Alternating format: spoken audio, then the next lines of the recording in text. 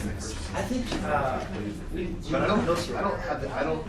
You're gonna walk. yeah, I have the content, content, right? yeah, I have the content, and like so because it's a standardized app and it's a bunch of cool stuff in it. But there'll be a bunch of opportunities where Questions just that one. well, and also like I'll get on the slide and I'll have a couple things to say, and I'm like, I'm sure you have some input, and I'll just like take it over to you. If you do, and you don't, great. I'm VP Sales at Incubator Networks. Okay. So me and Draco's new startup, we shot this video. We went local before, and I worked for Josh Bear and helped kind of kick this whole place off before that. Techstars? Okay. So you guys were in here when I was in here, I think. 2013. Yeah, we ran our first accelerator class out of whatever the 6 was. Yeah. So I was at Local back then. So I kind of, you look familiar. Yep. Around. So still with Techstars? Still in Austin? Yeah, cool. Awesome. All right, well, we'll just Austin. Yeah, so we'll just do it. Hey, folks. How are y'all doing?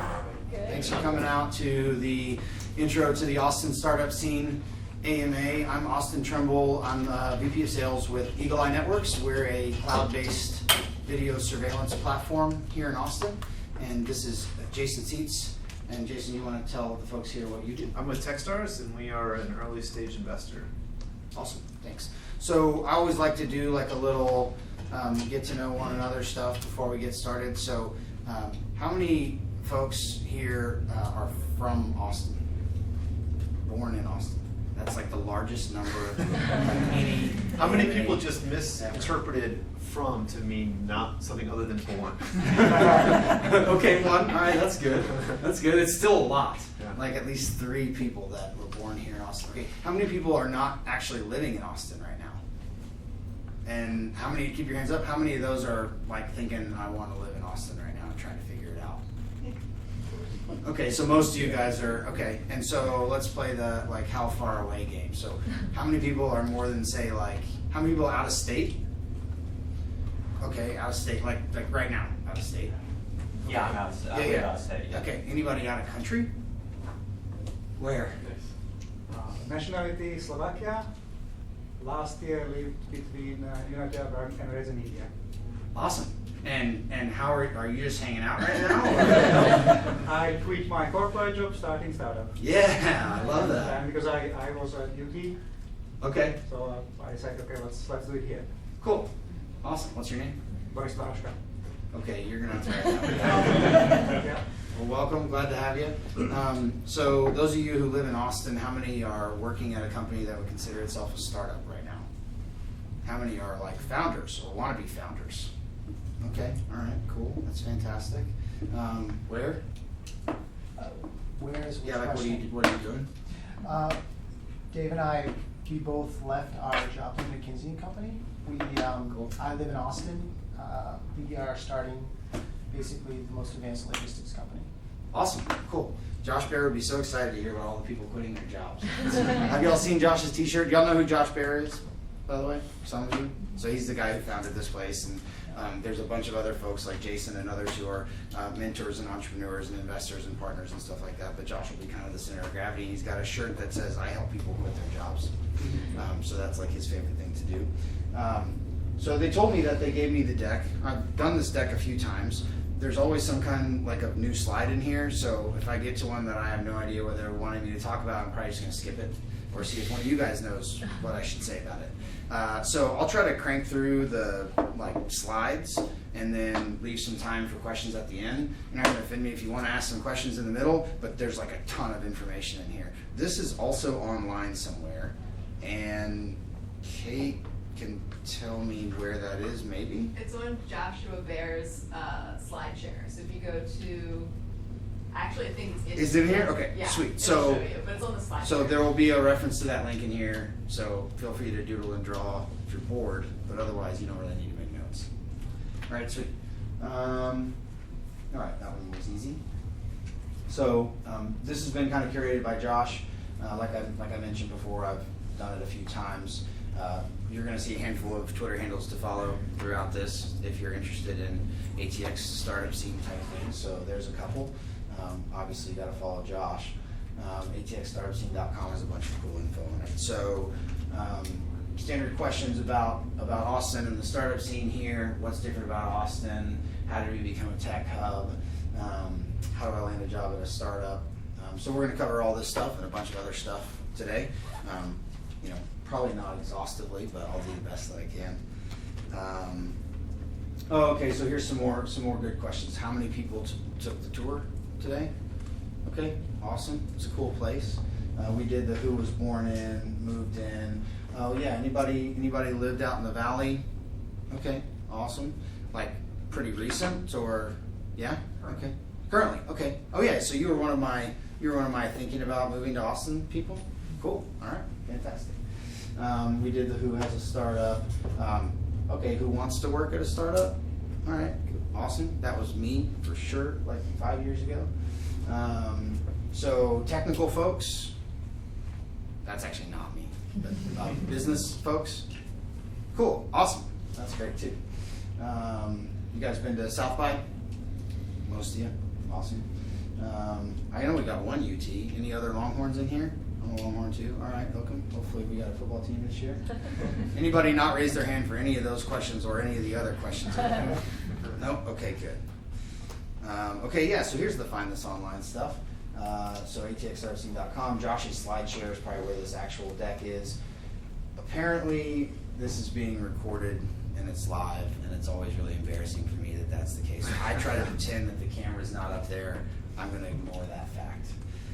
Okay, cool. So talking about what's different about Austen, we're at the top of every list these days. It seems 165 people are moving here every day. That number seems to kind of go up and down, but it's a lot.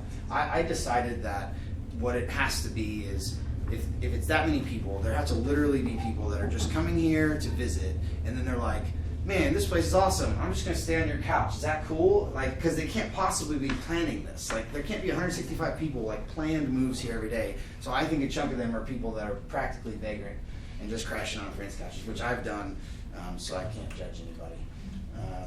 So yep, top of every list. That's stuff that you guys know. So character traits about Austen that I think are really cool, but are also just kind of facts. Is Austin's a pretty revenue-focused town, so you get a lot of startups that are in this sort of bootstrap first mentality, which is really before you're really looking for raising money or really trying to scale up a large team, putting together a product, doing your customer development, finding out if what you have is something that people want, maybe even getting a few paid customers before you really start to build things up. So revenue focused, there's a lot of respect in this town for showing up at a pitch day and already having those first few customers. Even if it's small, just being able to say that you can go out there and earn some money is pretty awesome. Quality of life is a pretty big thing in Austen. So I don't think that it's that we don't work hard or that we won't put in 80 or 100-hour weeks when we need to put them in. But it's a combination of a few things. So I think the cost of living in Austen, even though it's gotten higher lately, is still super reasonable compared to the Valley. I don't know if you've researched yet, but I'm sure we're still very cheap compared to the Valley in New York. It's also got a ton of outdoor space and green space and a ton of just free events and cultural activities and stuff. So if you're that founder trying to live on a shoestring, or you just took a job at a startup and you're not getting paid as much as you'd like to be getting paid, there's just so many other opportunities to sort of enjoy life in Austen without being super wealthy. And so a lot of folks that I talk to that are in the Valley or New York or whatever, you hear a lot I really want to be involved in technology. I want to be in startups, but I just had a family, and so I want a place where I can raise my family and spend a little time with them and still do the work that I love. And I think Austen fosters that. It's a great place to be single too. I was single here for a long time, so I think that's all part of the quality of life. Social capital goes a long way in Austen, and I'll talk more about this later, but I think this is a town where there's a sense of sort of a rising tide raises all ships. So you don't have a lot of people that are kind of no, I'm going to hide my idea out over here, or no, I'm not willing to give you advice on your startup because you could possibly be competitive or whatever. There's totally a sense that there's just a lot of respect for folks who want to go out there and give something a shot. And so even if it doesn't end up working out at the end of the day, you've gotten a lot of respect from the community for giving it a shot, and there's people out there who are going to want to give you a leg up. So that's something I think that's unique and cool. Look, I'm ahead of myself with the slides. That's awesome. So how did Austen become a tech hub? So Austen Technology Incubator. Anyone heard of ATI? Okay. Did you go through it or? No. Okay, but you know of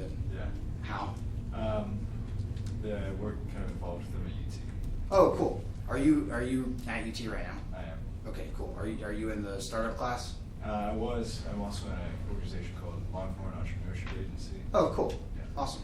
Yeah. So, and if someone else knows more about ATI than I do, feel free to jump in. This is the part I always mess up in some small way, but I'm going to do my best. So, there was a race to develop really strong and powerful computers and computing power, and so the United States government sort of put out like an RFP that said we want to put a research lab in a city where we can go and try to build supercomputers to compete with China.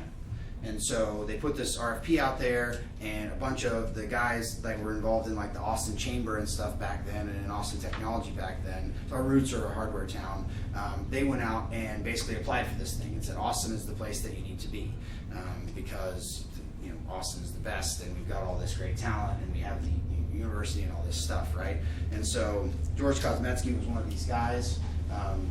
Bobby Inman was another one of these guys, as well as Pike Powers.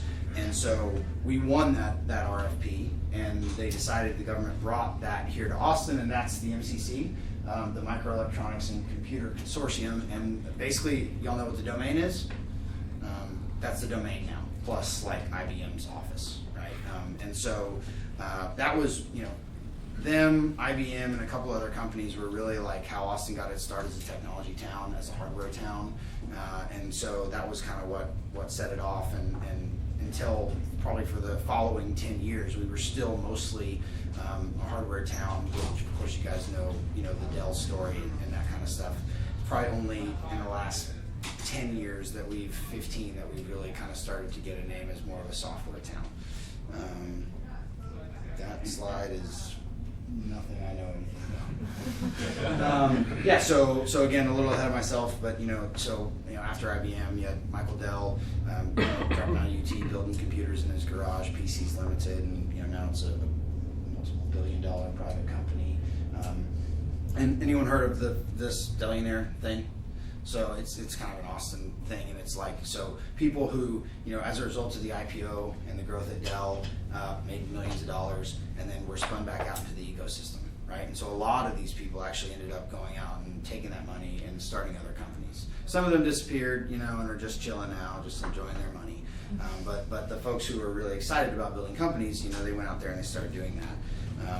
And so I think maybe Dell was like a little bit of a jump start to that, but we see a lot more of that now as Austin's had a few more success stories, and I think we still need a ton more to make the ecosystem great. But there's this idea of a virtuous cycle, which is, hey, you have a success story like Dell, it spins some people out that want to start new companies or want to invest in new companies. They put that back into startups, and then some of those startups actually become huge companies and spin off some more millionaires who go and do the same thing. And so that's that's not the whole way, but that's a piece of how an ecosystem like ours will be developed.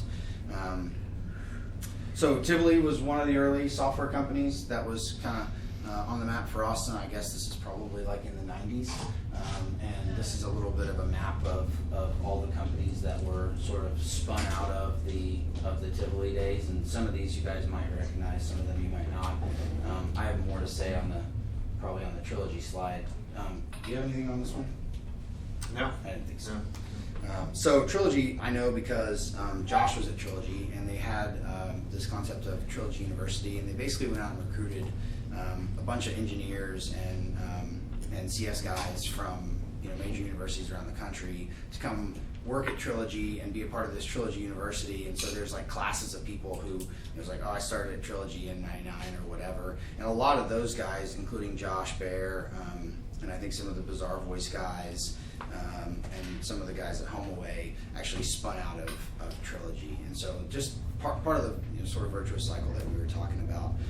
These are a few success stories. Indeed.com had a massive exit, and then of course IPOs for Bizarre Voice, HomeAway, and Retail Me Now. You guys familiar with all those? Most of those. Yeah. So up and coming, drilling info, edge case. Hey, Eagle Eye made it on there. It's exciting. So Wikibuy, Main Street Hub, Outbound Engine, Post Up, Spreadfast, Sparefoot.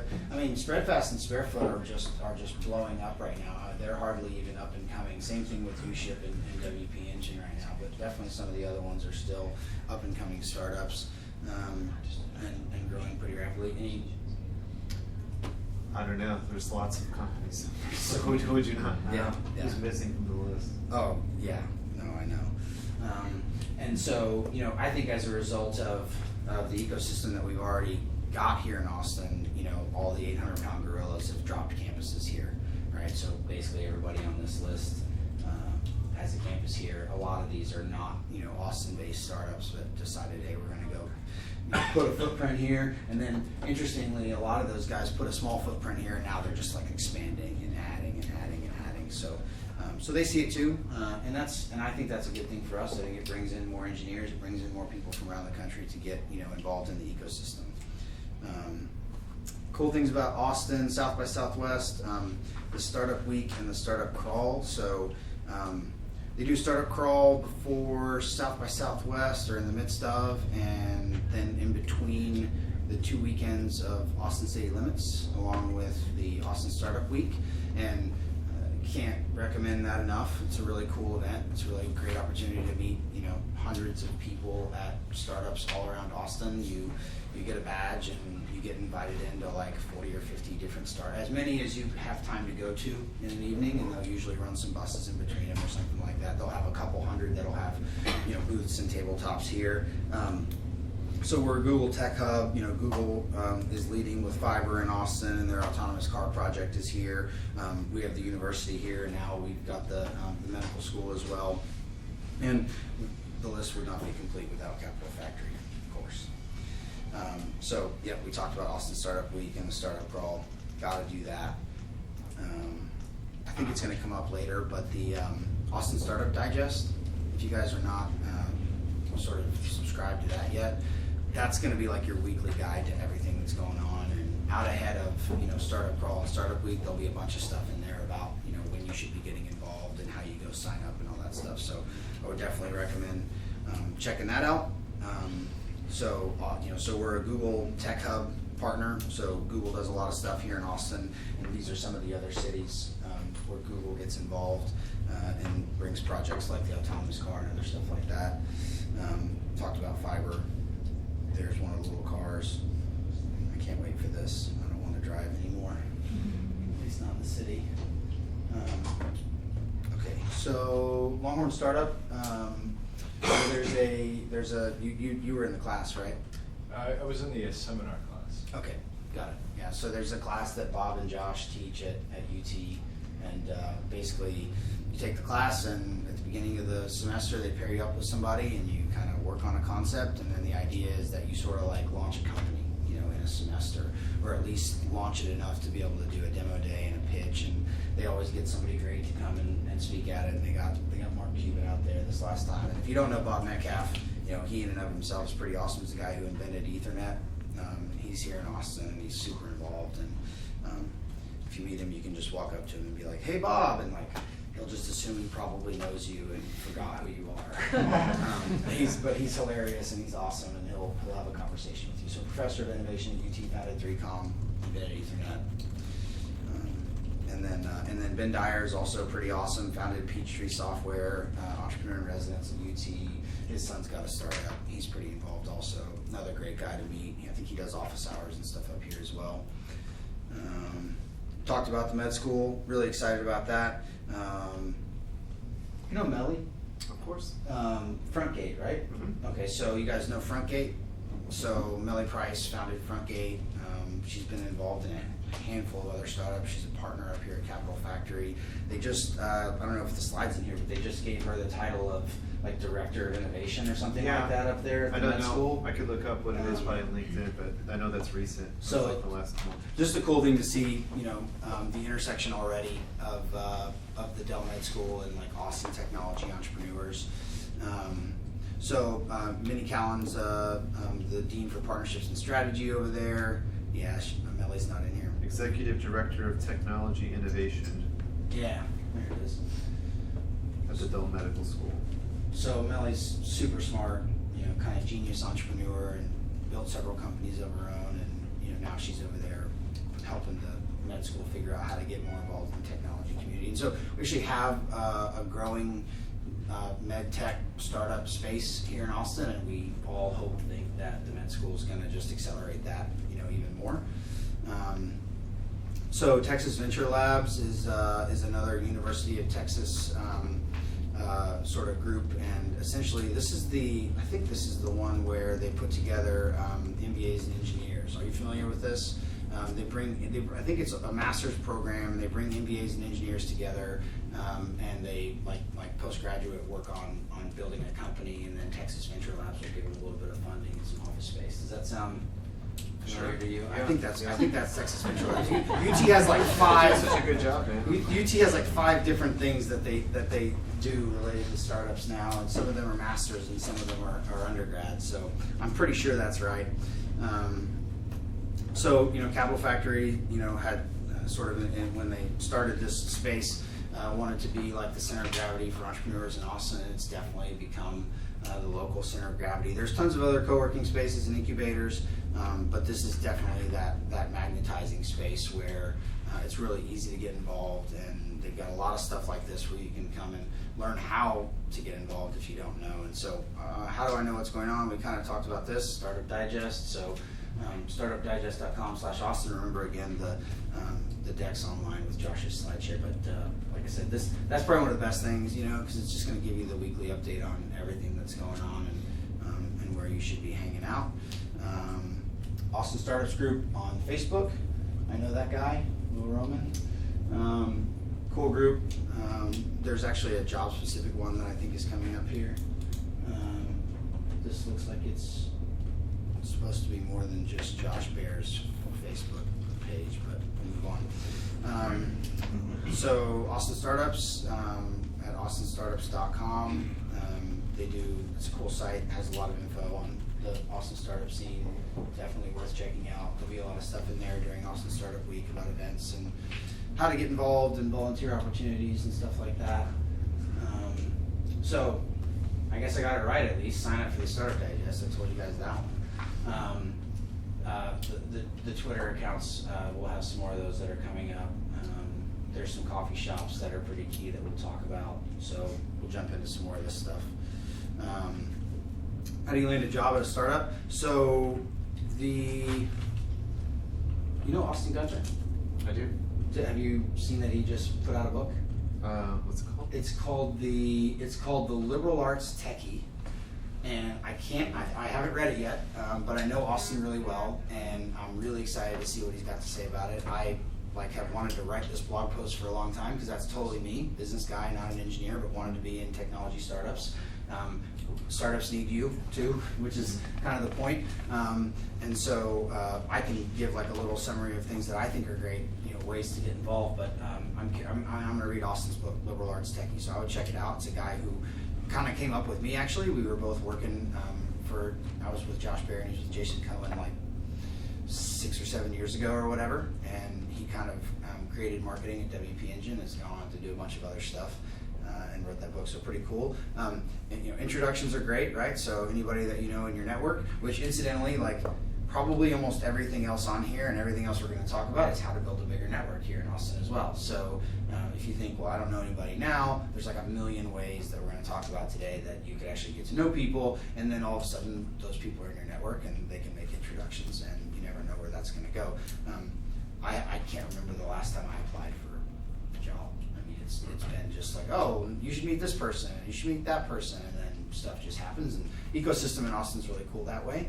I can't say enough about volunteering at tech events. So when I was talking about social capital in Austin, there's a guy named, Bijoy? Mm-hmm. So Bijoy Goswami is kind of like another one of these like shepherds of the Austin startup community, and he's got I think there's a photo of him in here somewhere, but he's got hair this big, and he used to lead the Bootstrap Austin group. He might still. He does.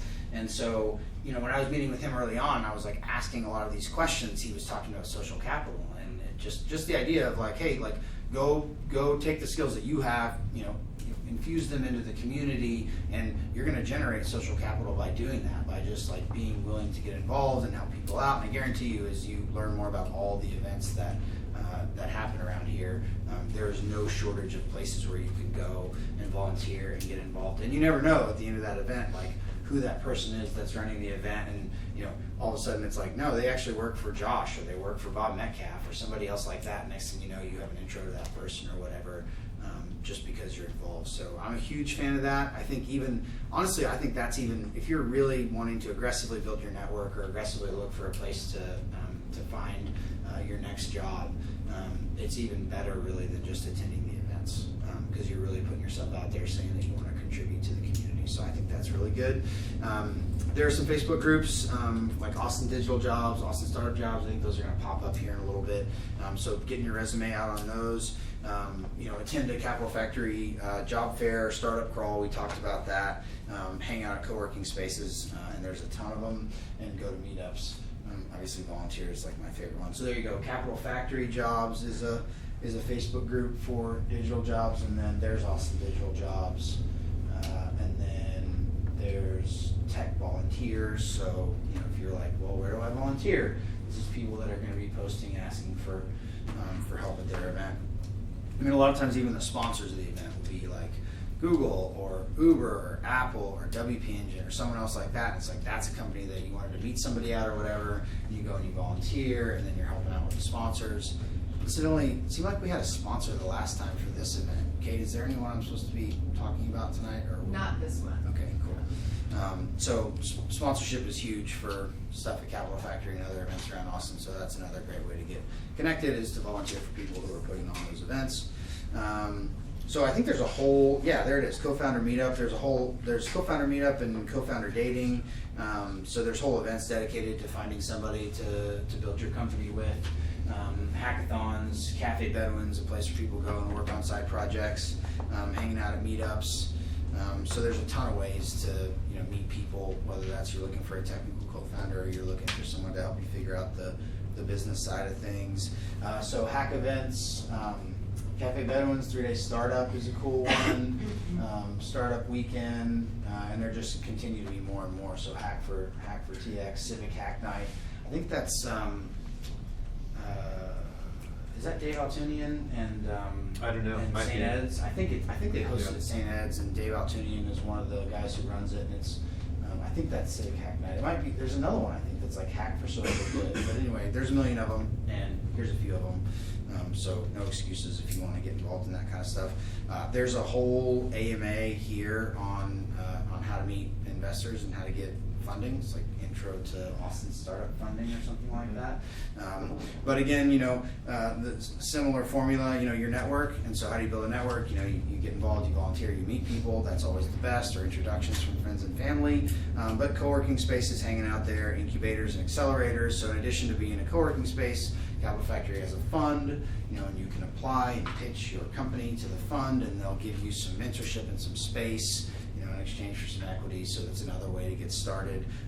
CTAN, Central Texas Angel Network, and Capital Factory both have office hours, and this is one of my best, favorite pieces of advice someone gave me a long time ago. Is they were like, if you're the best way to get money is to go ask for advice, and the best way to get advice is to go ask for money.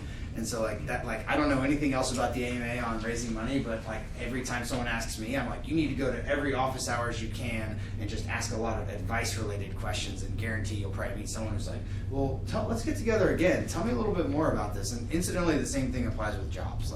You start talking to somebody and you're asking them for career advice or mentorship or whatever, and you're not pitching them on hiring you right away. You usually get a lot of great information. Pitch events and conferences, and there you go. First Tuesday of every month at 4 o'clock, right here, I'm sure. So accelerators in Austin, I was talking about the med tech stuff that's blowing up. So Athena Health is one in that space. Of course, Capital Factory, International Accelerator. SKU is consumer products. So does anybody in here working on a startup that's related to a consumer product, like a consumable or? Okay, cool. Yeah, so SKU is a great place. That kind of got started, and you guys heard of Sweet Leaf Tea or Deep Eddy Vodka, Clayton Christopher? So he was one of the original founding members of SKU. It used to be called Incubation Station, and so it got started out of that, and now there's like this burgeoning consumer products scene in Austin. Anyone heard of Epic Bar or Thunderbird Bar? Okay, so Katie and Taylor Forrest, super awesome people, founded that company here in Austin. All the Thunderbird stuff is raw and natural, and then all the Epic is like beef and bison and stuff, and it's all sustainable. They actually had an exit with Epic to like General Mills or some major company, and they're still getting to do really cool stuff inside that company. And they went through Incubation Station, so it's really cool.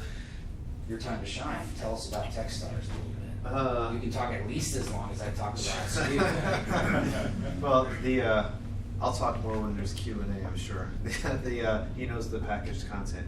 But Techstars, we're an early stage investor, and we run accelerator programs also.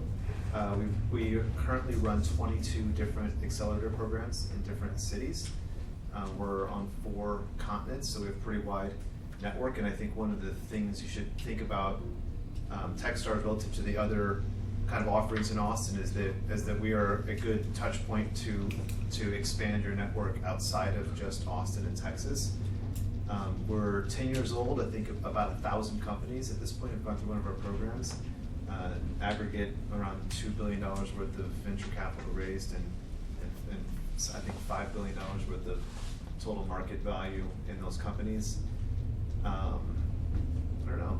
Yeah, no, that's fantastic. Yeah, that's exactly what I was looking for. And yeah, I 100% agree on the expand your network thing. Yeah. Because almost every startup that I know that's raised sizable cash here in Austin has raised a big chunk of it, from traditional and non-traditional VCs that are out in the Valley and New York and international and stuff like that. So, and not just for that, but that's one reason you want to have that national reach, so global reach. So we talked about CTAN a little bit, but Central Texas Angels Network, it's not all tech companies. A lot of these guys, founded other large companies before they got involved in CTAN. So on the consumer product side and retail side, all over the place. And so the connections that they have are invaluable in addition to being able to provide you with some funding. And they have office hours, and Rick and Claire are people that you can pretty easily reach within a few degrees here in Austin, and they even do office hours themselves. So check out Austin Startups on AngelList. AngelList is a great place to go and learn about Austin companies and who's raising and what they're doing and all that kind of stuff.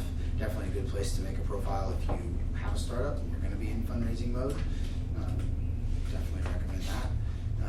So there's a profile for Crate Joy. They were a Capital Factory company, a guy named Amir Elovizi. Just an example of their profile. So VC in Austin, there's a bunch. Seems like though there's never enough. So you got a lot of Series A out there with Live Oak and Mercury.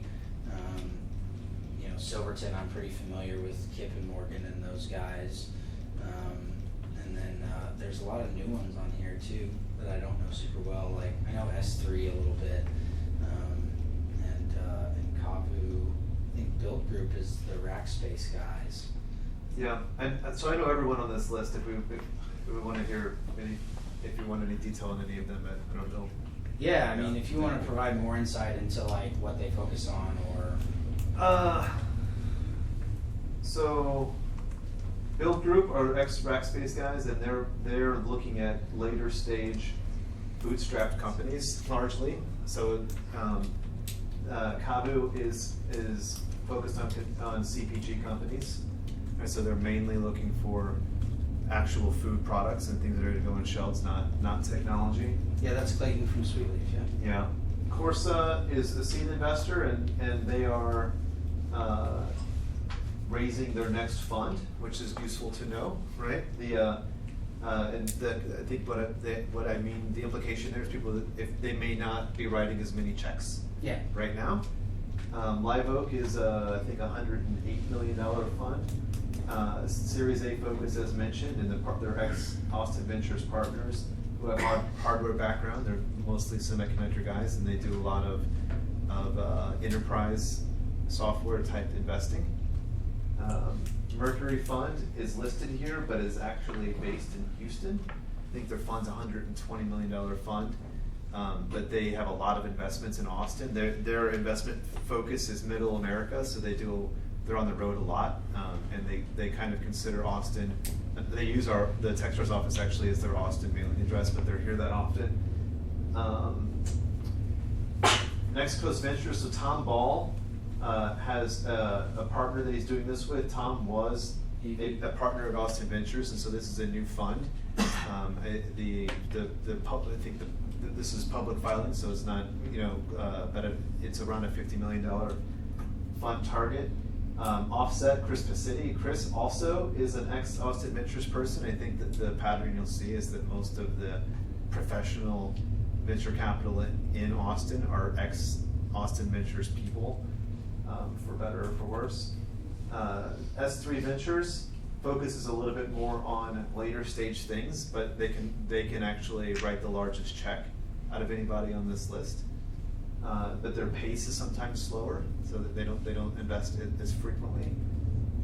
Sante, I don't know well, but is health focused. Silverton, founding GP of Silverton, is also a former Austin Ventures person. Bill Wood, yeah. Yep. Their fund is, I think it's around 75 million, 80 million, something like that. And they are obviously also Series A focused. More consumer than they're anybody else. they're probably the most West Coast feeling Yeah. in terms of the sorts of things that they invest in, but they still do a mix of kind of the the enterprise software Yeah. sort of stuff and consumer have things. favor. Yeah, so Techstars is us. Our fund, we're a $155 million early stage fund that we invest in that's distinct from our accelerator programs. True Wealth, Sarah Brand and Carrie Rupp helps with that as well. That is a new fund.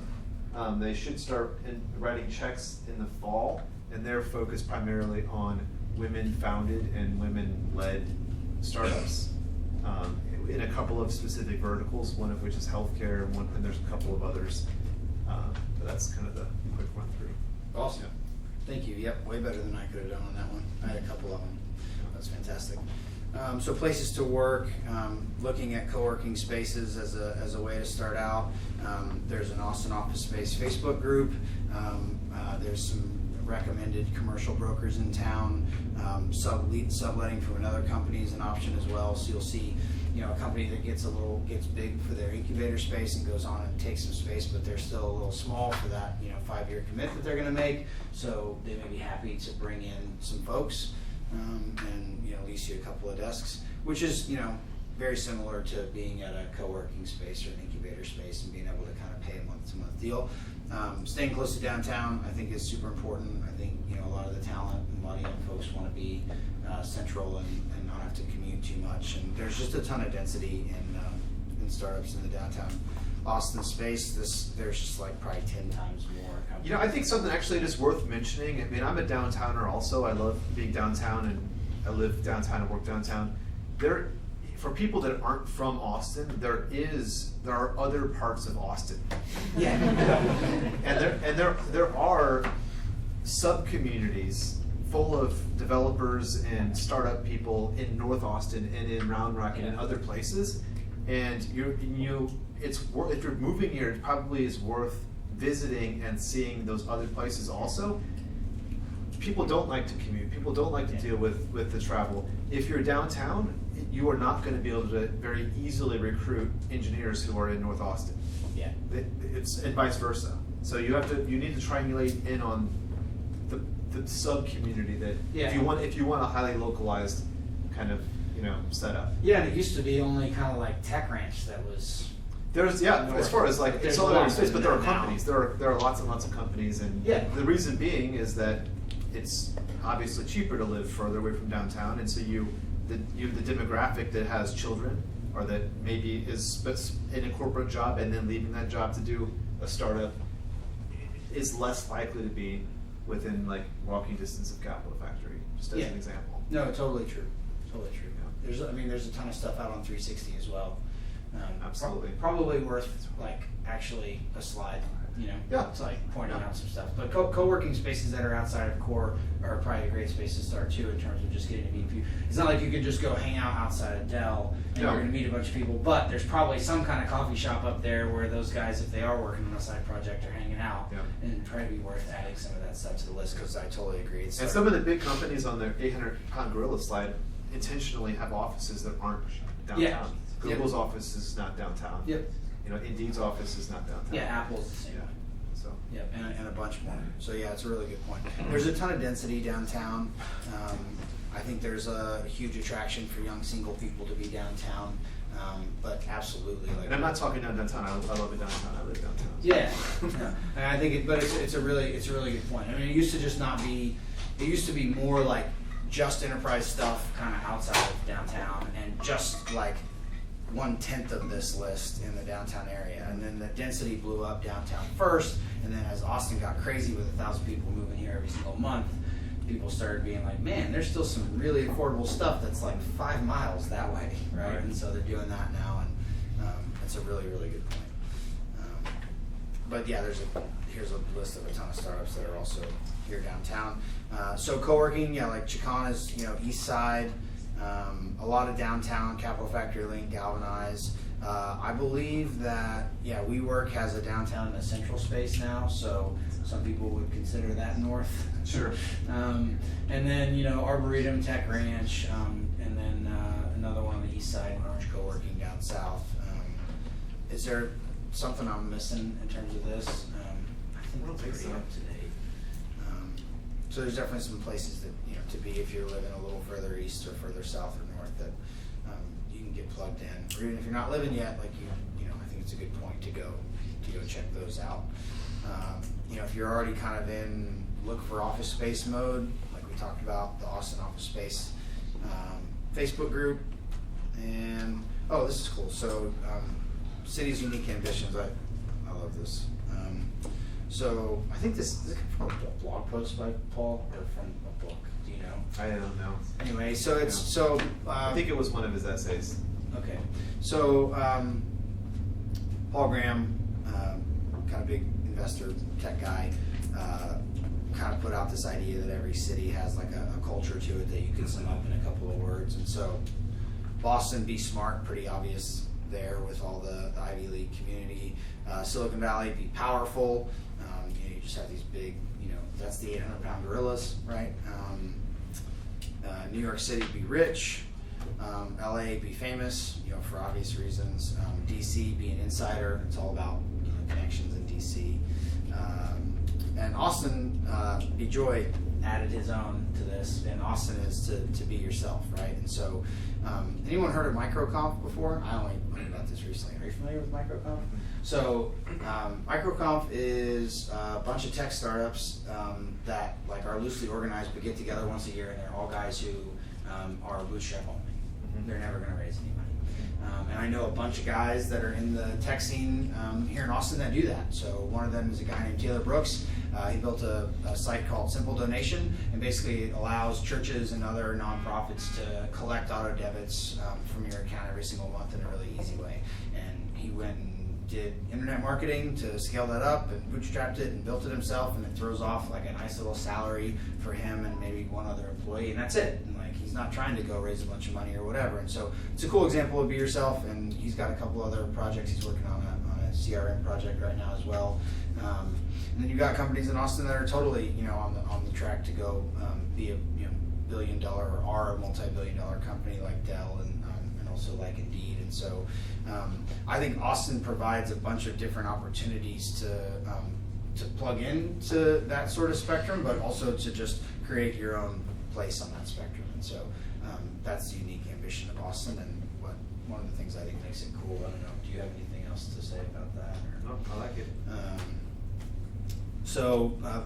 This is a book, I think, Brad Feld, Startup Communities, about how to build an ecosystem. And it talks a lot about the kind of some of the stuff that happened here like 5 or 10 years ago in terms of, kind of creating density, the virtuous cycle, creating funding, and available mentors, creating a place where people would want to live in terms of quality of life, and how you sort of get this virtuous cycle going. I haven't personally read it, so that's all I can really say about it. This was from the beginning, so that leads me to believe that I might actually have gotten close to completing the slides before the event was over this time. Yeah, no, I did, right? No, those were just repeated slides. But we're there, right? Are we there? No, there's still more stuff. If you keep advancing, we'll get there. Yeah, right? Sure. So there's, yeah, that's relevant. Brian Manel's an awesome guy. Jason Cohen, can't say enough about his blog. It's really, really good as well. If you're wanting to learn about bootstrapping, Ash's blog is awesome. He's got a book too, did Ash write Lean Startup? It's called, he wrote a book called Running Lean. Running Lean, okay. Yeah, Lean Startup was Eric Ries. Yeah, that's right. And then Josh has a blog as well. And We Are Austen Tech's a video site that actually helped Josh put together that does, they interviewed you for that, didn't they? For what? We Are Austen Tech? I think I did one. Did yeah. you do one? Yeah. Twitter accounts, gotta follow @Damon. He's awesome. He's got a little side project that he's building right now. We talked about Bob Metcalf. Jacqueline, I think still, she's with you guys now. Yeah, she works with us. And does Austin Startup Week still though, right? Yeah. That's what I thought. Awesome. Yeah, that's like what, like in the last year?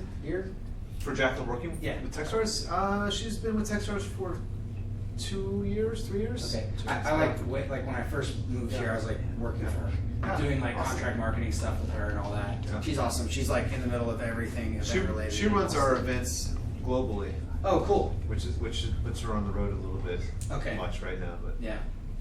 She was always just so in the middle of all like Austin startup scene events, and probably still promotes a ton of that stuff through her Twitter account. Silicon Hills News does a pretty good job, and so does ABJ. Of course, you can't miss Capital Factory and all of their related Twitter accounts, which include startup events and Capital Factory jobs. Didn't talk about him a ton, but he actually just kind of came out of stealth mode with his newest startup. Brett Hertz, a guy who is kind of a serial entrepreneur. He had founded Bizarre Voice and Core Metrics and left them after taking them public. And he just started a company called Datafinity, which I believe is all about leveraging publicly available information through like APIs and stuff, right? Is it Data World? Is it? It might be Data World. I think that's what the domain is. Okay, data.world. Yeah. Okay. Something like that. And then of course you gotta follow Josh, Rob Taylor, been involved in a ton of stuff. We talked about Damon. Damon's awesome. Another one of the like can't miss events is Open Coffee, and so that'll be in the Startup Digest. But Damon does Open Coffee. I think I want to say it's like 1 or 2 Thursdays a month, and it's usually at Houndstooth. And it's really just like a no pressure, meet people in the scene. Bob will show up there a bunch. You know, Damon's always awesome to talk to. People will be talking about side projects there. That was one of the first events I started going to in Austin. Can't say enough about it. It's a good one for people that want to be able to network and things, but not around alcohol. It's at 8:30 in the morning and it's coffee, and so it's like the flip side of that. Yeah, no, that's a great point as well. So talked about Bejoy. I don't know if there's a slide on him or not, but he used to run Bootstrap Austin, so he may still be pretty involved in that if you want to get more plugged into the Bootstrap community. Brian Manel runs a really great event. It's the Austin Tech Happy Hour, and if you get an opportunity, that is on the alcohol side of things. Of course, you don't have to drink if you're into that sort of thing. but it's a cool event either way. I think Lonnie is running the Bash Big Ass Social Happy Hour. I think so. Like all those Twitter handles that I just told you to follow, like you'll see them all talking to each other, and then you'll show up there and you'll like see all those people in real life. People will like write their Twitter handle instead of their name on their name tag and stuff. It's a fun happy hour. And that's all I have on that one. Startup Games is a ton of fun if you're at a startup or you are at Capital Factory or you're starting a startup. So it's sort of like the collegiate Olympics or something like that. You know, the events are things like beer pong and plinko and foosball and It's stuff. a little like more that. like the fraternity Olympics than the Yeah, Yeah. totally. Yeah. No real athleticism required. exactly. As far as I can It's tell. like the Revenge of the Nerds. Yes. See it, right? Yes. Yes. Yeah, so it's a ton of fun. I've been involved in it. You don't even have to be at a startup because I think Capital Factory has a team. So if you're up here, do you guys do a team too? Does your Our companies do. companies do their own? Okay, I cool. wouldn't want to risk having to do that. I had to do it. Yeah, I had to do it for years. Yeah, I've been recovering ever since. So we talked about open coffee and the Capital Factory happy hour, big ass social happy hour. Tech happy hour is the one that Brian Manel puts on. Brian's an awesome guy. Been involved in the scene for a long time. Coffee shops and bars, Cafe Medici, Houndstooth is awesome. Benoit, Halcyon, Lola Savannah, Joe's over on 2nd Street. Used to be a ton of events at Buffalo Billiards and the Ginger Man in the tech scene. Josh always makes the joke that if you want to meet the VCs, go hang out at the W, which may or may not still be true. So hardware, if you're kind of into the hardware stuff, there's Tech Shop, there's Hackerspace, Make ATX, and these are kind of like, they would be sort of like the Capital Factories of the hardware scene, I guess. Do you know of any others that are not on this list? I don't either. Okay, cool. I'm at a kind of hardware company, but we don't exactly have a Capital Factory type space going on. So hardware startups, Atlas Wearables is one I know a little bit about. They're doing stuff with Google Glass for a while. I don't know. I know King Guru is a really cool like smart car for folks in wheelchairs, and so basically it was like a super tiny, like I think even electric smart car where the back door opened up, so it was just like super easy to get in and out of urban environments in a wheelchair. Do you know anything about any of the other hardware startups that you want to? Sure. Atlas. So 3 of them are Techstars companies. Atlas is a Oh, it's a wristband, wearable. It's yeah, not Google yeah. Glass. It's Plum a is wearable. a connected smart light switch. Wigwag is a home automation hub. Brewbot is a beer brewing robot. Brigo is a coffee brewing robot. Curb Energy is it's pretty cool, like a thing you put on in your utility box that based on the noise that appliances generate when they're on, it can actually tell which appliances are running in the house to help kind of deconstruct the composition of energy use inside of a house. Smart Picture Tech, it's not a hardware company. But they have cool tech that lets you use an iPhone to make 3D, to capture 3D images of real objects by just doing. Oh, cool. Yeah, like you just take 2 pictures and they can stitch together a 3D rendering of it. I think that's all I know on the list. Sweet, awesome. Ketra, have you heard of Ketra yet? Mhm. So Nav from Silicon Labs, Mhm. you know Silicon Labs? Mhm. It's his new startup, and it is natural light, which is pretty cool.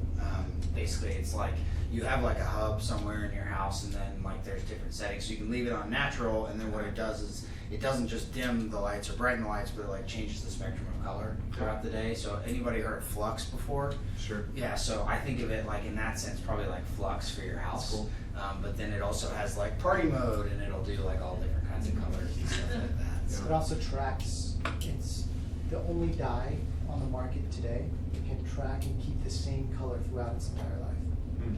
So 50. Oh, you know about it? I bought, my buddy works there. Oh, so you have one? I have one, yeah. Oh, sweet. Yeah, I want one real bad. We're putting They're like, expensive, but. Yeah, they are. We're putting our cameras in there. They're building a big manufacturing facility out on the east side. So, but yeah, cool tech, right? Yeah. You like it? It's going up soon. My buddy, he has his demo in his house. It's nice. Pretty sweet. Yeah. I saw a demo at the office. It's pretty cool. They're not super involved in the scene really, but But they probably hired a ton of people from Silicon Labs. They want every single developer they can get. Yeah. Yeah. So. It's a super technical thing that they're doing. And they're manufacturing their own light bulbs. So Dev Shops, Chaotic Moon, Electric Company, Jackrabbit Mobile, those guys are awesome. You can tell by the name, they do a ton of mobile development work. Mutual Mobile is huge in that space as well. Chaotic got acquired by Accenture. Yeah, so they're not really Yeah, it might not. I don't know. deving anymore. I don't know. I'm not sure, but Yeah. my guess is probably doesn't fit on the list as much. But Worley should have been mentioned in this deck somewhere. Yeah. So Worley's the guy who founded Chaotic Moon, and he's had a new startup now called Honest Dollar, which does some pretty cool stuff with retirement. Pitch events, so if you guys are, those of you who are starting companies, places to go and pitch your startup would be the Accelerator, Cap Factory Demo Day. You guys have a demo day. Do you want to mention anything about that? How often? Or? It's once a year. You'll see the invites go around, and they kind of get plastered everywhere when it happens. So I think it'll be probably in like this early spring. Okay. Yeah. Awesome. Let's see. Entrepreneur training. We talked about some of this stuff already. Tons of events that are just for the ladies. So All Girl Hack Night was one I'm familiar with, and She Hacks and a couple others. So press, Statesman ABJ Daily Dot is a really cool publication. Silicon Hills News and Austin Inno. Startup Lawyers. I have experience with. I'm a big fan of Austen Inno's daily beat email. I don't know if you. Yeah, I think I get it. Yeah. I like their stuff. They do Yeah. a pretty good job of covering stuff. They're Yeah. pretty on top of it. This is, isn't this KHRG? It is KHRG. So I know those guys Yeah. a little bit. They're good guys. I know I've been in another startup that use Brand Spross as well. I don't know if you have any comments on any of these or anybody else. And Jose is not. That makes it seem like he's solo. He's with a firm called Miller Egan, and a couple other names. Moulter and Nelson. Yeah, is that Miller, that's, Egan, Moulter and Nelson. yeah, Emmy and Emmy, whatever. Yeah. It's like Emmy MN. Is that it? Well, I'm trying to think what they. Yeah. I think the email is yeah. I don't know. Yeah, I don't remember. Like if they actually do they go by the acronym? I think they have that domain. I mean, I'm sure. Yeah. Okay. Yeah. So here's two people who know them if you want to meet them. So Austin Chamber, Technology Council, Downtown Alliance, other ways to get involved. They're probably always looking for entrepreneurs, YPO, Techxchange. So Silicon Valley Bank, Chase, Square One, Comerica, that will be real happy to get your business. So the fund, like I mentioned, Melly's involved in the fund, and Andrew Busey, and there's actually a bunch of other folks, I guess it's too long to mention. I guess Melly's kind of organizing it right now. And we already saw Rick from CTAN and ATX Seed and just some individual angels listed on here that are worth mentioning. And again, like most of these names, if you're looking through those and you're trying to meet them, like they're probably within a few degrees of somebody that you know. And if not, then we talked about how to get involved. So commercial real estate, the Austin startup office space one probably has all these guys on it, but they'll be in the list too. And this is VCs that are not in Austin, but do a lot of stuff in Austin, I guess. We got some 500 startups companies here in Austin, and I think Floodgate had, Mike, I guess, is here in Austin, and they've got a partnership with Capital Factory, they used to, for matching. Is there something else? I don't know what. I'm not sure. That list must. I think it are people that made investments in an Austin company. Probably at whatever point in time someone put that list together. Yeah. It's worth updating. Yeah. I think. Okay. I think we're there. Sweet. Awesome. So, what questions do you guys have? That was a whole bunch of stuff. It's all online. Any questions for us at all? No? Maybe? Nothing? Just time Let to them sit in drink beer. silence long enough. Go ask a question. I'll ask a question. I'm new to looking through all of this, and there seems like there's so many tools and great networking opportunities. And it's if you can just navigate it all and really, put yourself out there, then you can figure it out. But it can't be that. I don't know, maybe it is. What would you say is some of the unknown challenges that aren't as obvious when you're first getting started? Where are you coming from? I'm coming from a high-tech corporation. In Austin, though. Yeah. You're from here. Mm-hmm. Yeah, Austin, sorry. I don't know. Do you have good gotchas? I guess is the question. Yeah. It seems like, well, I unexpected? can figure out this side of things and this side of things, and I have access to this and that, and I have this idea, so I'm just going to put it all together, and just wondering if the gotcha. Well, I'll give you my answer, which is, and I don't have a good answer for you, but I've lived in Austin for 3 years, in Texas for 8 years. I'm from the Midwest, St. Louis, and something that I had to learn about Austin, and I don't know if it's in San Antonio where I lived before as much as it is here, but people are nice to you, even if they don't like you. And sometimes if you're coming from a different culture, different backdrop, you like, this is why I asked where you're from. This is the experience I went through. It was harder for me to understand how to create a feedback loop to actually get feedback on things through like people not actually telling you what they think. I don't like that actually, and I'm trying to change that, which I had to figure out how to put the right spin on it when I deliver that kind of feedback. But that was my biggest learning about getting acclimated to Texas, is like reading between the lines a little bit, like Makes sense. versus if you're in New York, people just tell you Right. exactly. They don't have time to Don't screw around. like Yeah. Yeah. So I don't know what it'll be for you, but like that was an unexpected learning for me, I guess. I don't know. I feel like you definitely have less of that inside of the technology community, at least in my experience. If you're sitting down in front of Josh, or you're sitting down in front of Dean, my CEO, or a handful of other Yeah. people, and they think you have a dumb idea, they're pretty straightforward. I agree with you, generally speaking, though. Yeah. There's some people, I mean, you won't do that, right? Yeah, But it's- but yeah, if you're trying to do customer development, right, and you're trying to go meet a bunch of people or whatever. That's a good point. Then Right. and that can be really tough, because that's where you want like a lot of feedback loop, right? So, That's not helpful to you, other than like just telling you a story about something. No, I mean, but yeah. hearing if there's not going to be one answer. So hearing different people's experiences and their little gotchas, and I think that's Yeah, the thing that's going to be surprising to you is going to be based on your background and expectations, and I don't know what those are because I don't know you, right? So I'll add that not knowing what you want is a big problem that I see a lot. So like I meet a lot of people that want to like talk about the Austen startup scene, or talk about their startup or whatever, or what they should do for the next thing, and they just don't have clarity of purpose or direction on what they want. Like they haven't spent a lot of time facing themselves and thinking about it. yeah.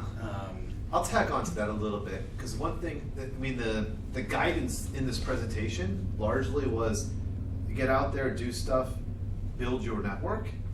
And like, I think some of what could be perceived as, they don't know what they want, they're building their network.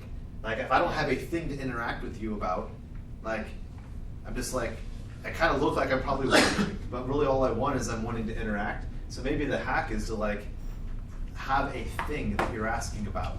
Yeah. It doesn't have to be like the meaning of life or how to make your startup go, but like having a specific articulable thing to work on with someone then you can have shared work together, which is the beginning of building a relationship, right? So Yeah, absolutely. And I think this is meant to be like the widest possible net. Yeah. I mean, Yeah. the reality is like if you go and start like, let's say that you're a Python developer or something like that. There's a meetup for Python developers, but you might be a Python developer who's also trying to start a company that's building some kind of logistics tool. In which case, like you're going to go to co-founder dating and the Python meetup and something else. But essentially, it yeah, lines I up completely exactly agree with you. I said. guess the point I'm making is that building your network is not a primary activity. It's a byproduct of doing something else. So you can't, if you try to do it without the something else, it seems weird. Yeah. Right? Yeah. Like No, I agree. so come up with something else's to do that have nice tangential effects of whatever. Well, that's a great example, because for me, what it was is like, and this used to be like more frowned upon, but I think it's probably fine now. Is like I was the guy who was like, I don't know, I just want to work at a startup. And it used to be that was kind of like totally the wrong answer. It's like, oh, so you don't have any skills and you don't know what you want to do. You just think that it's cool that we have a keg in our office, And so then like I realized that okay, I have a skill set. And so I started applying for jobs, right? And then I realized in doing that like I was qualified for some of them and not for others of them. And then that just took me down this path, right? And so then later it became like, this is what my career is going to be and how I'm developing the place I want to go. But you got to start somewhere. Like to me, it's like the best way to figure out the job that you don't want or the company that you don't want to start is to just start. Because as soon as you're working at a job or working on a project that you hate, you'll start thinking of a million things you'd rather be spending your time with, and then that's the definition of is. So yeah, I think just having some idea of the direction that you're headed will help navigate through some of this stuff, because there's just like so much of it. What else? Austin, if you wouldn't mind expanding on your background a little bit, as someone who's coming from a business background as well, it's just getting started. So what were some of your roles and responsibilities as you were just getting started? So yeah, I'm happy to do that. Good news for you is that there's a ton of B2B startups in Austin, and they actually need sales a ton more than consumer startups. I don't know if you line up with that or not, but Yeah, sure. Generally speaking, like, you know, consumer startups and a sales guy, it's like, well, no, I have the internet. Like, that's my sales guy. It's like I market online and I get the leads and I build a funnel. Mine started with volunteering actually first. I was working for a project actually for Josh Baer for free for like 6 months, and it was like a year or two period when I had been in Austin, couldn't find work, was working back in Houston, but was just coming back here a lot, and the scene was like really just kind of starting to get going. And Josh was like, "Why do you want to be volunteering on this project here in Austin?" I was like, "Because this is where everything's happening, and I want to be here." And so I was like volunteering. It was the We Are Austin Tech thing. I was like volunteering, helping him get this thing off the ground, because it was like I knew I could add value, right? And so that was a great way to create social capital, but also to show off some skills that I had, which sort of translated into like project management, product management stuff. And so the first tech job that I had in Austin was a product management job for Josh at a consulting firm that he was running, and that was born out of a pretty raw skill set and someone who was willing to like sort of invest in me. For me, what was really cool about that now, kind of running sales organizations, is just that I feel really comfortable communicating with the engineering side of the house. So I was thinking like that I needed to go learn to code actually. Like this is how I'm going to get into startups. That's something that might be missing from the code schools. Weren't in here anywhere. Yeah, that's true. Like General Assembly. There's like half a dozen. Yeah. I didn't mean to. I just. Yeah. No, it's a good point. Yeah. We need to make like some notes. Yeah. give them back to Josh. Right? Yeah, so someone can watch the video, right? Yeah, so not to go down that road. What's that? You decided not to go. Yeah, I decided not to go down the road, but I had other buddies who I thought were like, well, actually, so that's Austin's book will probably be really good about that. Like, I wouldn't say that Austin went and learned to code, but he went and developed another special skill set related to community management and digital marketing.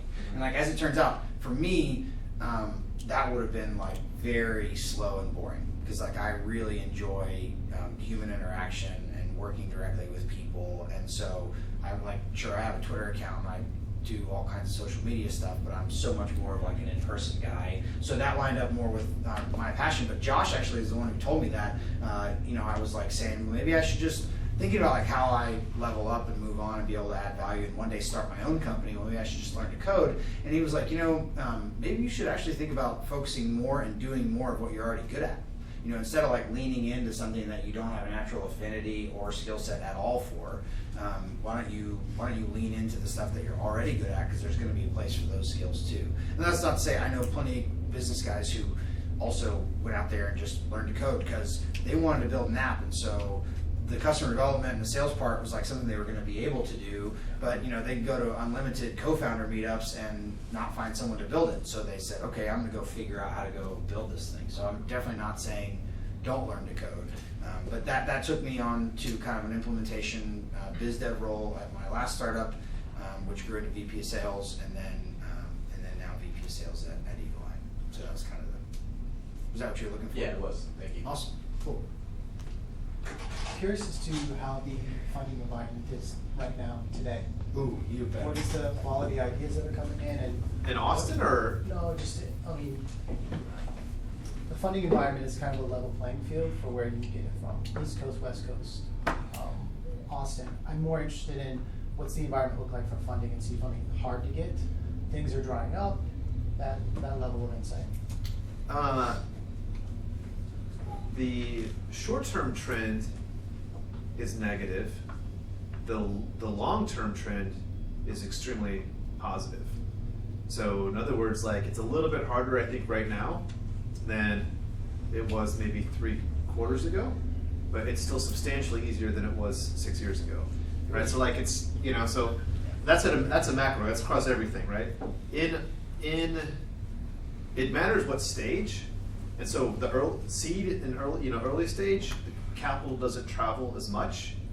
I mean, if you're spread fast raising a pre-IPO round, you can get investors from East or West Coast. If you're raising, 250K and from nothing, that's not really probably feasible, And so angel investors are pretty local creatures, with the one exception being that they'll oftentimes invest in areas where they have domain expertise. So Josh Bear, as an example, he invests only in two things: Austen and email companies.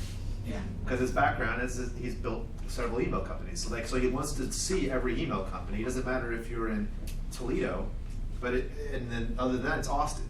And then that's his filter. And that's good because it helps him focus his energy on something, right? But if you're in Austen and you are, not an email company, if you're not in Austin, if you're in Boston and not an email company, Josh is not going to probably be very interested, right? So I think it's a pretty local thing, and so the seed and early stage in Austin, you're fishing out of this pond. I think that the flow of capital at that stage is better than it's probably ever been, but that only gets you to a certain spot, and then you have to figure out how to kind of unlock larger pools of capital. And that list of VCs realistically there are only 3 or 4 on that set that can write a multi-million-dollar check, at that critical point between having something that's obvious and then having a good idea, right? And so that's the part that's a little bit weak here, but it's not been any easier than it is right now to get that very first small amount of money, at least my perspective. But yeah, I agree. I think I was going to say that, and like you said, maybe it's tightening up in the short, quarterly term. Yeah, it's down a little bit, but you got to take into consideration. I would say the bigger picture. The angel scene in Austin over the last year, I would call it frothy. Yeah, but that's right. So maybe it should come down a little. Yeah, it's a little right size. So and I would say, you kind of said this in summary, but basically that Austin seems to be pretty well known to be a pretty great for seed, a little bit more challenging for large stage VC stuff. Yeah, today. for Series A, even though most of them said Series A, right? But the reason, and some of them are inactive, or not ready. Series B, and for sure Series C and later, you can go anywhere. People, if they're going to write a $50 million check in a company, airplane ride's not a big deal, right? It's different if it's $50,000 check, right? So. They want to keep an eye. Yeah, I do think the accelerators are a good option. I mean, it's not it's not $1 million seed round, but it's getting that first chip shot of something between 50K and 150K, and then a couple of small angels around. It's enough to if you are less than 3 people, it's probably a year if you keep it lean, right?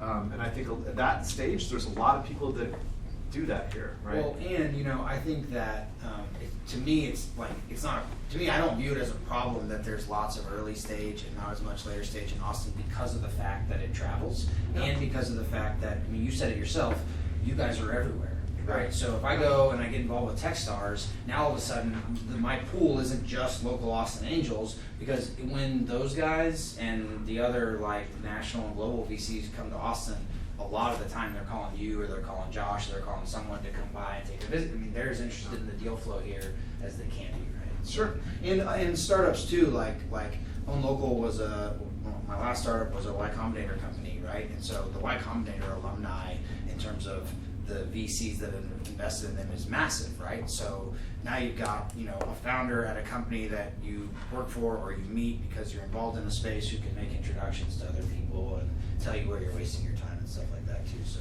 just echoing that, I agree about the incubator and co-working. Does that answer your question at all? Yeah, I think summarize most of it. My takeaways were locally, early stage funding is generally down in the short term, but up overall. Yep. In the short term being if you look at, I think the small, a downtick, but that's, probably for the best there a little bit, right?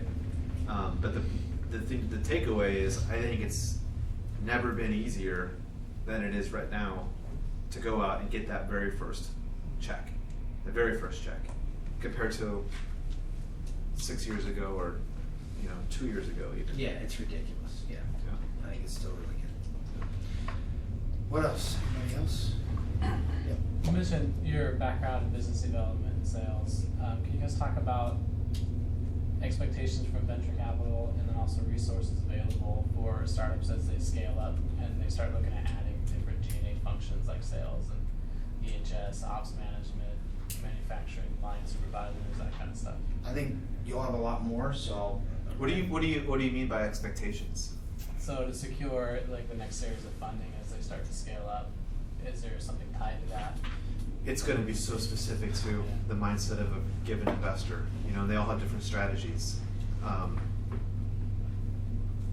don't think there's a one-size-fits-all answer there, but maybe the pro tip would be when you're fundraising, an important part of the fundraising process is to ask the investor you're talking to that question, so that you understand what that means, what that looks like for them. Part of the value add that most professional investors think they're bringing to the table is the ability to help in those areas. And there are, the local funds like Live Oak and Silverton, like part of their pitch to you as an entrepreneur, because they do have to sell to you, right? They have to convince you to take their money. It's an exchange.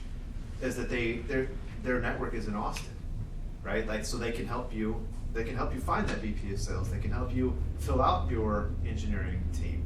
Out of all the people that they know, so that's part of what they and then accelerators and incubators are attracting. They have that pool of mentors and people that are around the system. That's part of, I think, the expectation. That's the market expectation for what an investor's supposed to be bringing. An angel obviously can't do that as much, right? But yeah. Is that what you're looking for? Cool. It's a non-answer a little bit because I don't. It's I can tell you what my expectation would be for different stages. If you think it's a terrible answer, though, Jason wants you to tell him that. So on the second part of that, not just expectations, but what about resources? Right, for someone writing, an app to ship your car across the country, they probably don't know what to expect from a facilities management standpoint, right? So capital factors, some of these other places, what kind of resources are available for them to start thinking about that as they scale up?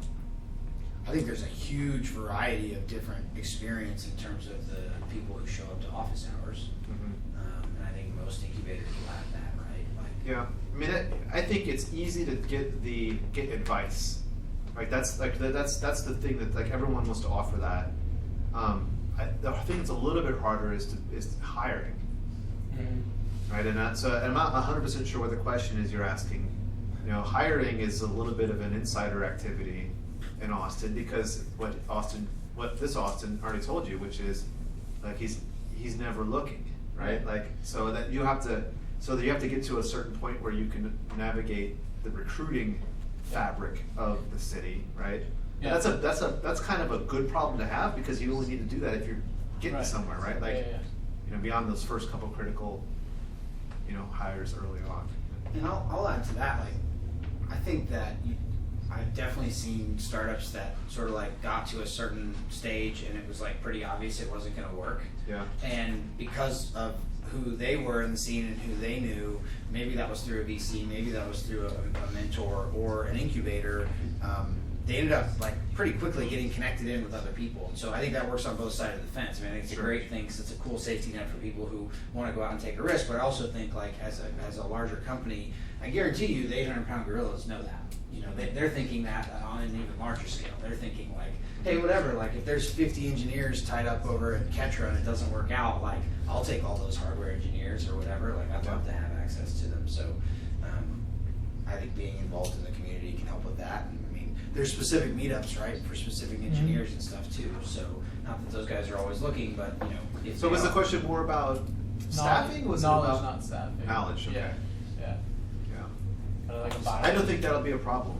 You start you just ask the questions, and the first question is who knows the most about this, and then the second question is introduce me to them, please. Yeah. That happens with me a lot. Is there's a lot more I know who the right person is to point you to than I know the right answer. So people will ask, and I'm happy to go. Yeah. It's not me, but you should talk to Jason, or you should talk to Kip, or Right. who else. So I think we have maybe like 2 more questions or something, and then we get into this beer drinking time. Or so. What else? So Jason, you mentioned you're from St. Louis. I am. Are you from St. Louis? I'm from the city, Okay. so kind Nice. of close. I've been there. Yep. And I went to school in Washington, D.C., and I'm trying to figure out where to go to next. Love Austin, but do you think it's been tapped out in terms of people? Is Austin played out? Is that your question? I'm just another one of 160 people, so do you think there's still plenty of opportunities for somebody who's brand new here, or is it worth exploring other Well, what would you do if I said no? Keep looking. I think that people are value, and I think more people equals more value, and I think that Austin, from a startup standpoint, as an ecosystem, is very much an emerging market, and I say that with some level of experience. I mean, I'm in 25 different startup ecosystems a year. And Austin is a great place, and I think the external branding is that there's a lot of activity here. In many respects, it's still immature, and I don't mean that negatively. I mean that there's building to be done, which means that there are things to grab onto and stuff to make, and advances to make, and that takes people. I guess I would answer the question is yes. There's a massive Missouri and Kansas City contingent here in Austin. Oh, yeah. If you haven't found it yet, you can hit me up afterward. Like a ton of kids who worked at like all the digital agencies in Austin, like Dodgers Group and Bazaar Voice and Spread Fast, and I don't know, they all like run around in this bubble of like 100 people together. They should have a hashtag on Instagram. There's so many of them. I think Austin's awesome, and you pointed it out, but like, so the hiring thing being hard, meaning that like there's lots of jobs. Yeah. There's lots of companies. There's work to be done here. There's stuff to build. There's big successes that haven't happened yet. Right? It's not done. Yeah. It's starting. Yep, absolutely. All right, one more for you. This is kind of specific to my situation. Excuse me. But between the VCs and incubators, has there been historically any that do a lot in the music industry as far as tech innovation? To my knowledge, there's no one in Austin that focuses specifically on music, but I think probably with the exception of like the consumer packaged good one, every other one has had startups that are music focused. So I don't think anybody is fearful of the vertical for any reason. Yeah. Right. So, but I don't know. There's something that's like purpose built, just for that. If you start looking for it, you should be able to find some names. I can think of one right now. Well, what more specifically than music? Well, it's a music app, but also has a web platform. But is it sure entertainment? Is it educational? Is it event-based? Is it social? It has multiple aspects to it. Like, I'm in the very beginning stages. Like, I don't have my elevator pitch together, so to speak. So there's 2 completely separate consumer groups. Okay. But so it's for consumers. It's a consumer music app. Yeah. Yeah, I think you can find plenty of people to talk to about it. It's definitely not overcrowded, but like what you said, if there's been a company at every one of those VCs is invested in, they're either still doing something or they know about what the challenges were. For better or for worse, it's pretty hard to talk to an investor about something that they've never heard of before. Because it's just you have no idea how many random startup ideas there are, and they're never exactly the same, but there's always like, oh, that's kind of in between this and this, right? Yeah, I got a few. Yeah. So, time to go hang out in the kitchen, right? Beer drinking time. We'll stick around for a little while. If you guys want to, in there, we'll stick around. And if you guys want to ask questions or hang out with us, fantastic. If not, thanks for coming out, guys. I appreciate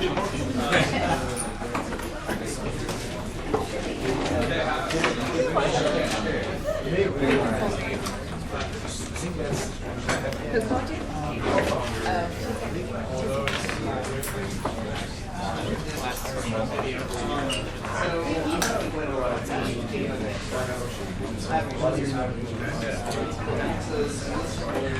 No millennials. So like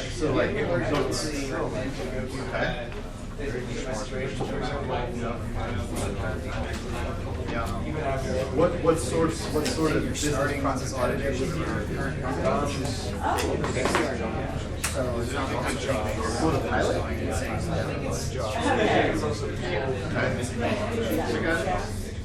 So what's the question? Are you still there? I can't give you a great answer. I like the guys at KHRG a lot. You know, they're good guys. I mean, I feel like really though, any attorney should be able to read a contract and tell you. Some of those generous they'll all have, they will normally have a formation. Yeah, I mean, you know, there's probably some, If there's nothing, there's nothing at all. Like, business. Who's the rate? You write a check for an hour.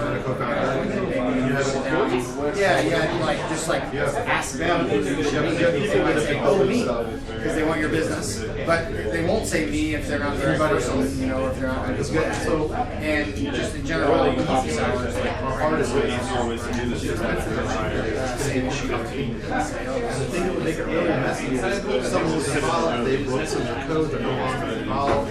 That gets complicated. Because now they have to clean it up. If it's just you, and you know it's and it's you, and you got everything's ready to sign it. You might know the deal. Let me tell you, I'm a little bigger. DLA and you're getting like bigger firms. The reason why it's bigger firms is it's easier for the bigger firm to give you a junior person so you want like a check company, like if they try to find more than 10 like negotiators, right? And you could ask for the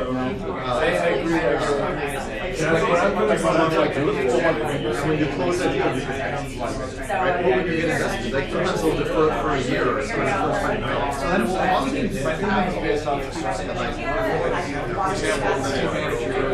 you may or you may not. I think part of the value, you probably should. Part of the value of doing that is like they can also give you like templated. I think these guys are aware of sales. You should have come to this. You didn't go to any. I would start out with don't ask about the spaces and the hardware meetup. Like we'll get more into everybody that put in my name and like someone else. He's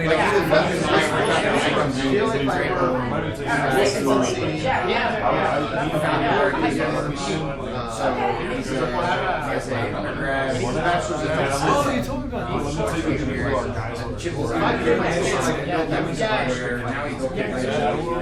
Well, they're all going to if it was complicated, I can manage it. We're going to decide for like 10 years. It's really costly.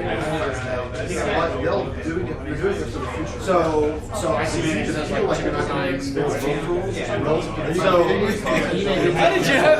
thing. I don't know if he'd invest or not, but maybe he would. Maybe he'll tell you some more stuff. I would start out with the hardware stuff and like dig in a little more into it. Like if you want me to make an introduction, maybe like it's a tablet and it's like they do something. I remember this. It was really simple. Which is still something I need. I know. Oh, you were just acquired. Oh, okay. Oh, got it. Oh, okay. Basically,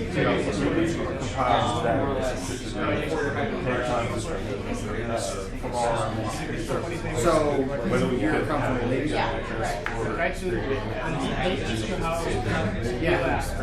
What have you tried?